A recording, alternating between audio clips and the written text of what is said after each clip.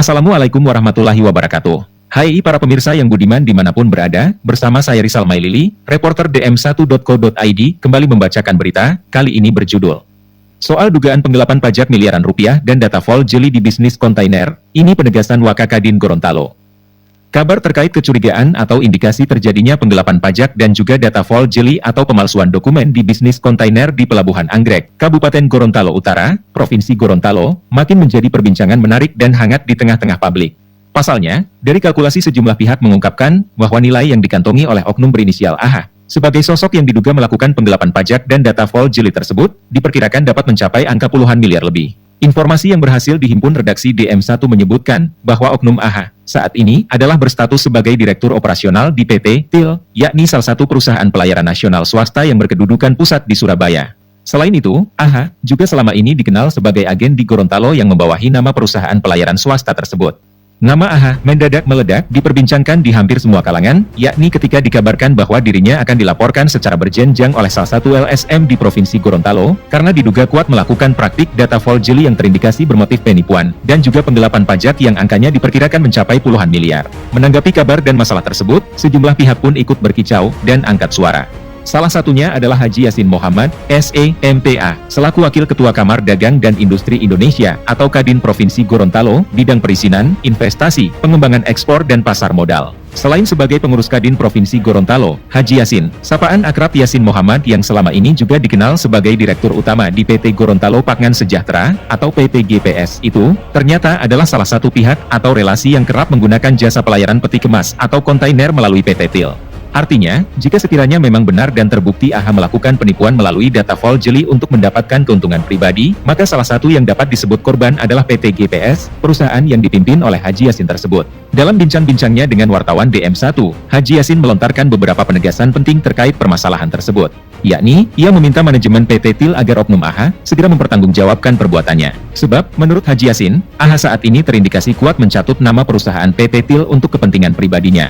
Masa iya, AH mengaku-ngaku sebagai kepala cabang PT TIL di Gorontalo, padahal diketahui sejauh ini di Gorontalo PT TIL masih berstatus sebagai agen, tutur Haji Yasin, di salah satu rumah makan, di kota Gorontalo, Jumat siang 10 Mei 2024. Tak hanya itu, kata Haji Yasin, di saat bersamaan AH juga begitu berani menandatangani dokumen perjanjian pelayanan bongkar muat, yakni dengan mencantumkan nama dirinya sebagai Direktur Utama PT TIL. Di sebuah perusahaan yang sama kok bisa AH berpindah sebagai kepala cabang dan juga selaku Direktur Utama? Itu keanehan pertama, ujar Haji Yasin tersenyum. Sebagaimana diketahui, AH dikabarkan pada September 2022 pernah mengeluarkan surat perihal penyesuaian tarif Lolo atau biaya Terminal Handling Charge atau THC dari tarif Rp1.190.000 menjadi Rp1.490.000 tanpa melalui pemufakatan terlebih dahulu dengan para pihak terkait. Surat tersebut ditandatangani oleh AH selaku cabang PT TIL di Gorontalo.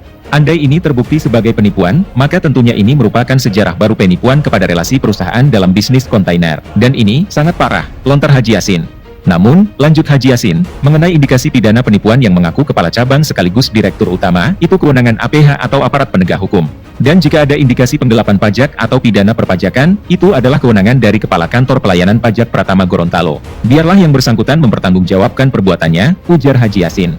Keanehan lain yang bisa disebut hal tragis dan yang parah berikutnya, menurut Haji Yasin, yakni adanya transaksi ke rekening tujuan atas nama pribadi AH, yang telah berlangsung cukup lama, sehingga jumlahnya saat ini sangat fantastis. Padahal itu adalah hak dari perusahaan. Dan ini menurut saya telah melampaui kewenangan yang diberikan kepada yang bersangkutan sebagai agen pelayaran di daerah ini, tandas Haji Yasin. Meski begitu, Haji Yasin menawarkan solusi terhadap persoalan tersebut. Memang kalau dilihat konteks masalah soal pungutan biaya THC oleh JPT, PT KJB, pihak pelayaran PT TIL tidak ada kaitannya sama sekali, ini murni urusan JPT dengan customer. Harusnya Direktur PT KJB mengundang perusahaan yang telah dirugikan dengan pungutan kelebihan biaya THC, untuk duduk bersama membicarakan soal restitusi, sehingga masalah ini cepat selesai, ujar Haji Yasin memberi saran.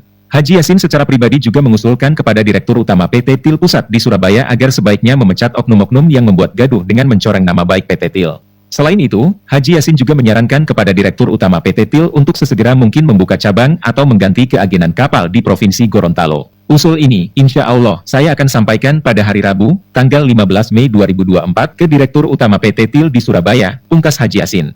Demikian berita ini kami sajikan buat para pemirsa yang budiman, mohon dibagikan jika dianggap bermanfaat, dan jangan lupa ikuti kami di akun DM1 ini. Terima kasih dan sampai jumpa.